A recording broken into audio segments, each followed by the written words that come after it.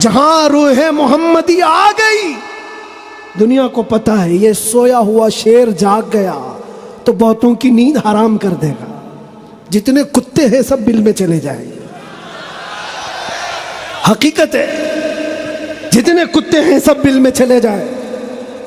اور مجھے لوگ یہ کہتے ہیں، مجھے کہتے ہیں کہ ڈر لگتا ہے، پھر آپ کتا کہہ رہے ہیں۔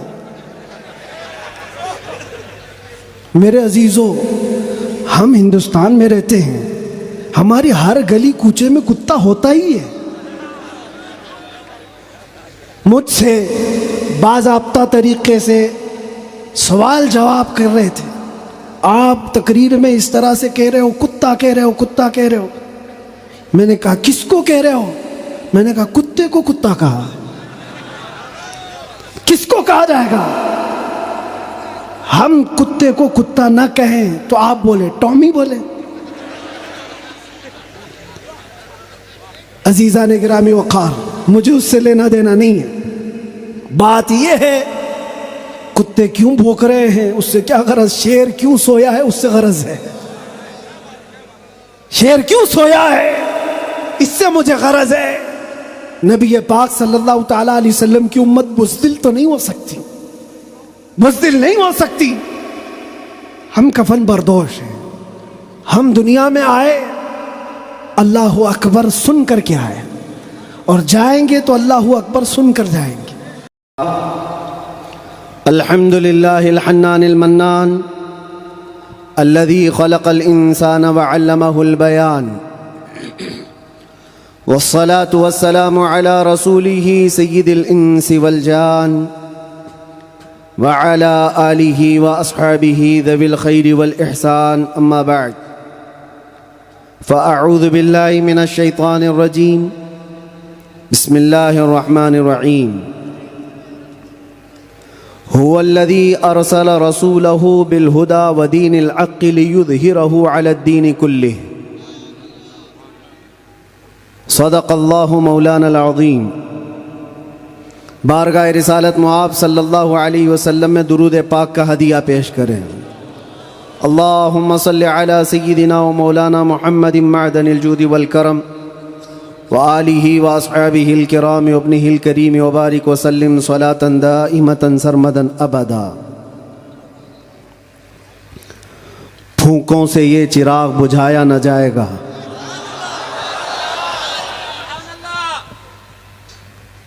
میرے عزیزو، یہاں سے ہم اپنی گفتگو کا آغاز کرتے ہیں۔ آپ کے ہاں اتنا بڑا مجمع جو بیٹھا ہوا ہے، میں محسوس کرتا ہوں کہ علم کا ایک قلعہ آپ کے پاس موجود ہے، علماء کا ایک ذخیرہ موجود ہے، اور بہترین بولنے والے علماء ہیں۔ ناظم اجلاس مجھ سے پیشتر جس طرح سے انہوں نے مدرسے کا تعارف کرایا ہے، اللہ تعالیٰ اس مدرسے کو ہمیشہ شاد و آباد رکھے، مرکز اہل سنت و جماعت، مرکز عشق رسول بنائے۔ ہماری یہاں پر اتنے لمبے سفر کر کے آنے کی ضرورت نہیں ہوتی، اور میں یہ جانتا ہوں کہ لوگ سننا کم اور دیکھنا زیادہ چاہتے ہیں، اور اس کی وجہ بھی ہے کہ دنیا اپنے اپنے حساب کے مجرے کرنے والے سیلیبریٹیز کو دیکھتی ہے، تو یہ امت محمدیہ ہے، نبی کے قیدی کو دیکھنا چاہتی ہے۔ ظاہر سی بات ہے، جیل سے چھوٹنے کے بعد آدمی چہرہ چھپا کے گھومتا ہے، ہوتا ایسی ہی ہے، جیل کاٹ کے آیا ہے، سزا کاٹ کے آیا ہے، لوگ اس کو دیکھ کر کے تانے مار رہے ہوتے ہیں اور وہ منہ چھپا کر گھوم رہا ہوتا ہے، لیکن یہ قانون ہر جگہ فٹ نہیں ہوتا۔ وہ اور ہوتے ہیں جو چہرہ چھپا کے گھومتے ہیں، جو نبی کے نام پر جاتے ہیں، وہ یہاں بھی چہرہ اٹھا کے جیتے ہیں، اور انشاءاللہ قیامت کے دن بھی چہرہ ان کا سرخرو رہے گا۔ اس لیے کہ اقبال نے بہت اچھی بات کہی، آبروئے ماں زنا میں مصطفیٰ است، ہم سب کی عزت و آبرو مصطفیٰ کے نام سے وابستہ ہے. اور اللہ کریم قرآن عظیم میں ارشاد فرماتا ہے وَلِلَّهِ الْعِزَّةُ وَلِرَسُولِهِ وَلِلْمُؤْمِنِينَ. عزت اللہ کی ہے، رسول کی ہے اور مومنین کے لیے ہے. ہم نے دیکھا ہے میرے عزیزو، جن لوگوں کو آج سیلیبریٹی کہا جاتا ہے یا پاورفل شخصیت کہا جاتا ہے، سیاست میں آنے کی وجہ سے یا پھر گلیمر کی دنیا میں آنے کی وجہ سے، ٹیلی ویژن کے اوپر آنے کی وجہ سے، ان کے حالات ایسے ہیں کہ جب تک جوانی ہے ان کی چاندنی ہے، اور جب تک ان کا شباب ہے وہ چمک رہے ہیں. جہاں چہرے پہ جھریاں پڑ گئی نیا ہیرو آ جائے گا. دنیا ایک نیا ہیرو اپنا ڈھونڈ لیتی ہے، اور یہ دنیاوی حسن و جمال پر اترانے والوں کی زیادہ لائف نہیں ہوتی، وہ برقرار نہیں رہ سکتے. نہ ہی سیاست کی کرسی پر بیٹھ کر کے اقتدار جمانے والے، ہم نے ان کو بھی دیکھا ہے، نئی پارٹی آئی اور بوڑھے کو سائیڈ میں لگا دیا گیا ہے. اب بوڑھوں کو کوئی پوچھتا بھی نہیں ہے. 40 سال بیچارے خدمت کرتے رہے اور آج ریٹائرمنٹ کی کربناک زندگی گزارنے پر مجبور ہو گئے. لیکن یہ مصطفیٰ کی غلامی کی دنیا الگ ہے. یہاں حضور پاک صلی اللہ تعالیٰ علیہ وسلم کا غلام ایک عالم دین جتنا بوڑھا ہوتا جاتا ہے اتنی عزت اس کی بڑھتی چلی جاتی. یہاں بوڑھوں کی عزت کم نہیں ہوتی، بلکہ اس کو بوڑھا کہاں کہتے ہیں. جوان بیٹھے ہوتے ہیں لیکن بوڑھے عالم دین کو فیصل بنا کر بٹھاتے ہیں. جو زیادہ عمر والا ہو گیا، وہ تجربے والا زیادہ ہو گیا، اس کی عزت بڑھتی چلی گئی. اس لیے کہ یہ عزت پاؤڈر لالی کی عزت نہیں ہے، یہ میرے مصطفیٰ کے قدموں سے حاصل کی ہوئی عزت ہے. ہم نے دیکھا ہے مرشد گرامی حضور تاج الشریعہ بدر الطریقہ کو عمر 75 سال کی ہو گئی، بڑھاپا تھا، لیکن ایک جگہ انہیں بٹھا دیا جائے اور لاکھوں کو ایک طرف، دنیا لاکھوں کو دیکھنا چھوڑ دے گی، اس ایک مرد قلندر پر دیکھتی رہ جائے. کیا یہ حقیقت نہیں؟ ان کو دیکھی ہوئی آنکھیں موجود ہوں گی. وہ حسن و جمال نبی پاک صلی اللہ تعالیٰ علیہ وسلم کی غلامی سے حاصل کیا ہوا حسن و جمال ہے.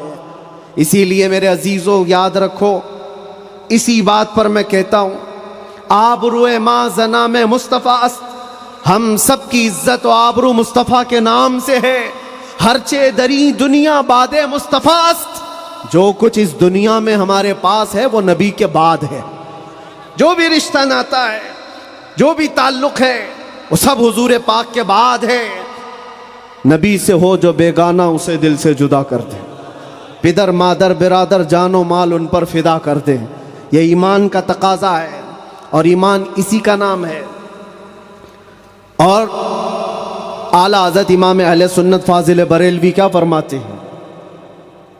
ایمان کسے کہتے ہیں؟ اس کی دو چند مثالیں آپ کے سامنے رکھتا ہوں.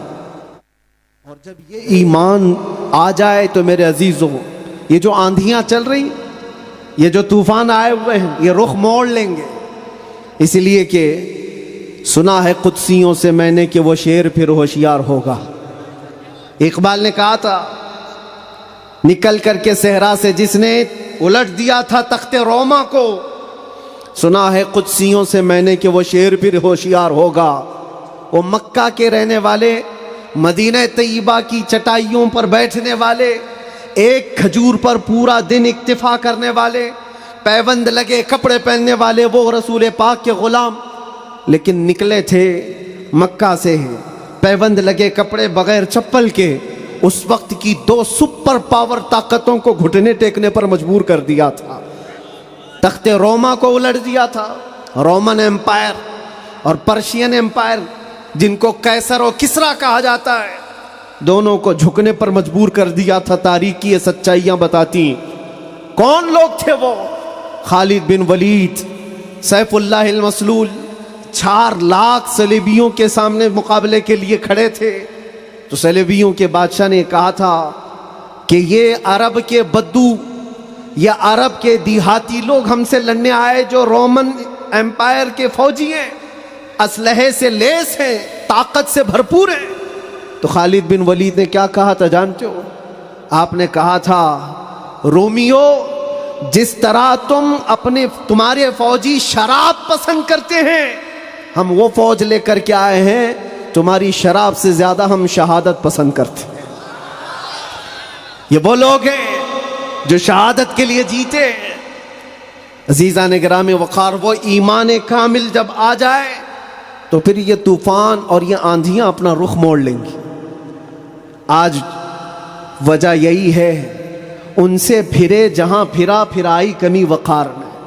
ان کے جو ہم غلام تھے خلق کے پیشوا رہے. حضور پاک صلی اللہ تعالی علیہ وسلم کی غلامی سے جہاں کہیں تم منہ پھیرو گے, تھوڑا سا بھی ہٹو گے, عزت نکال لی جائے گی, عزت ختم کر دی جائے گی.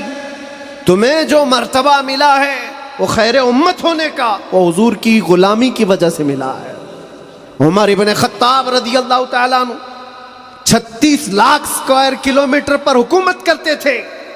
تب آپ نے یہ نہیں کہا خطاب کا بیٹا عمر اتنے بڑے خطے پر نگران حکومت کر رہا ہے, بلکہ آپ نے کہا تھا ہمیں آج جو عزت ملی ہے وہ حضور کی غلامی کی وجہ سے ملی.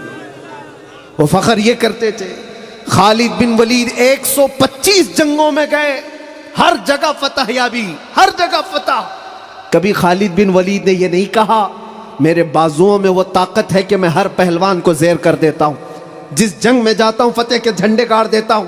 نہیں, خالد بن ولید کا ایمان تو یہ تھا کہ ان کے سر پر ایک ٹوپی تھی جس میں حضور کے 3 موئے مبارکہ تھے. وہ فتح کا صحرا انہی موئے مبارک کو دیتے اور کہتے یہ نسبت میرے ساتھ ہے, اس لیے اللہ مجھے ہر جگہ فتح عطا کرتا ہے.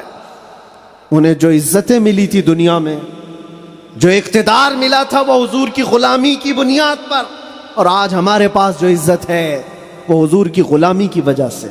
نبی پاک صلی اللہ تعالی علیہ وسلم کی بات کرتے رہو. ایک جملہ میں اکثر کہا کرتا ہوں, ان کی بات کرو ہر دل پہ راج کرو. ان کی بات کرو ہر دل پہ راج کرو. دیکھنا آپ جو اس مذہب میں اس طریقے پر جتنا بڑھتا جاتا ہے اللہ اس کی عزت میں اضافہ کرتا ہے. تم اگر 70 دروازوں میں بند ہو کر کے بھی بیٹھے رہو, اللہ تمہاری محبت خلق کی دلوں کے اندر ڈالتا ہے. ہم نے ایسے ایسے علاقوں کا سفر کیا جس کا نام میں نے زندگی میں کبھی سنا ہی نہیں. گاؤں ہے, دیہات ہے. راجستھان کے علاقے سے کچھ حضرات آئے تھے, نہایت غریب علاقے کے لوگ, اور مجھ سے بعد رمضان آ کر ایک مفتی صاحب تھے, اس کے نمائندے تھے. انہوں نے کہا ہمارے قافلے میں یا جس جگہ سے میں نمائندہ بن کر کے آیا ہوں وہاں کے لوگوں میں غریب لوگ ہیں. 3 مہینے تک انہوں نے صرف آپ کے لیے روزے رکھے, مطلب اللہ رب العزت کے لیے, کہ آپ جب اندر تھے ان روزوں کے ذریعے سے اللہ تبارک و تعالی رحم فرمائے. یہ باتیں میں نے ایک جگہ سے نہیں, دنیا کے کتنے خطوں سے سنا. ہر جگہ سے لوگ یہ جو دعاؤں کا سلسلہ رکھے ہوئے تھے, کس نے ان کو دعاؤں کے لیے آمادہ کیا تھا؟ کون ہے یہ ساری خلقت مجھے پہچاننے والی کیسے بن گئی؟ ان کے دلوں کے اندر کون ڈالا کہ 8 مہینے دروازوں کے اندر ایسا بند تھا کہ میرے بچے مجھے نہیں دیکھ سکتے تھے, میرے بھائی بہن مجھے دیکھ نہیں سکتے, مجھے ملاقات کرنے کی بھی اجازت نہیں دی جاتی. جب اتنے دروازوں کے اندر بند رکھا گیا تھا جہاں چڑیا بھی نہ اڑے, لیکن میں نے یہ محسوس کیا لاکھوں دلوں میں اللہ رب العزت نے محبت ڈال رکھی تھی. اس کی وجہ یہ ہے چوری کر کے گیا ہوتا, لوٹ مار کر کے گیا ہوتا تو لوگ یہی کہتے کہ کچرا تھا چلا گیا. حضور پاک کی بات کر کے جائے تو مرنے کے بعد بھی اللہ اس کو دلوں کے اندر زندہ رکھتا. یہ تو قید خانے کے اندر گیا جہاں سے آنے کی امید ہوتی ہے, قبر کے اندر بھی جائے تو اللہ تعالیٰ اس کا نام زندہ رکھتا ہے. اسی لیے میرے عزیزوں ایک نقطے کو سمجھ جاؤ, حضور پاک صلی اللہ تعالیٰ علیہ وسلم کی محبت اور ان کی غلامی یہ اصل ایمان ہے. اور یہ ایمان جس وقت آ جائے بڑے بڑے طوفانوں کا وہ مقابلہ کر سکتا ہے. آج پوری دنیا کے مشاہدے سے یہ پتہ چلتا ہے ہنگامے اتنے ہو چکے، اتنے خطرناک طریقے سے امت کو لرزا دیا گیا ہے، لیکن اس امت کا حال یہ ہے کہ یہ خواب گراں میں ہے، یہ ایک لمبی نیند میں ہے. ہمارے نوجوان، وہ بچے جن کو میں آج بھی نشے کے اڈوں پر دیکھتا ہوں تو دل روتا ہے. جیل کے قیدیوں میں اکثر وہ لوگ تھے جو نشہ کرتے تھے یا بیچتے تھے، پکڑے گئے اور اندر آئے. نام کتنے اچھے ہیں تمہارے اور کام کس طرح کے ہیں. کئی لوگوں نے توبہ کیا، لیکن وہ ایک جیل کی بات نہیں، یہاں تقریباً 10 جیلوں میں یہی حال ہے.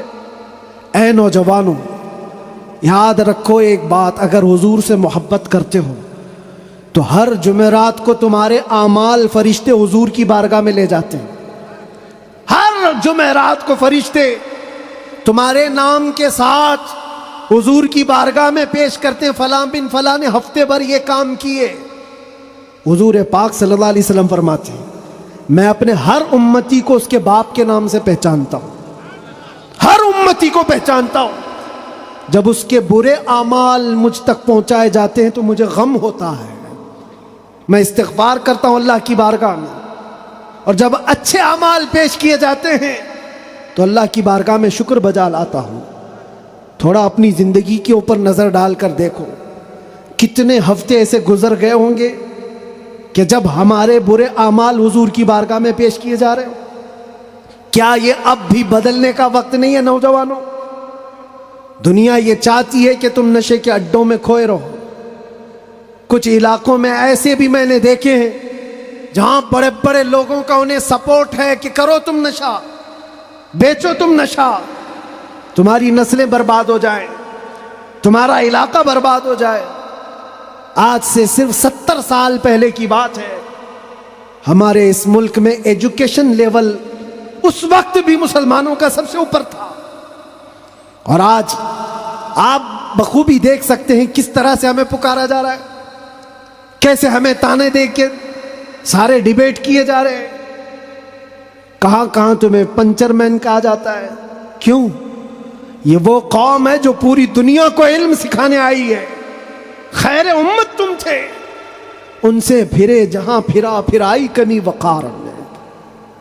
آپ کو ایک بات میں بتاؤں، یہ رونا کب تک روتے رہو گے؟ یہ ہماری جائیدادیں لوٹ رہے ہیں، یہ ہمارے وقف کی املاک کو ہڑپ کرنے جا رہے ہیں.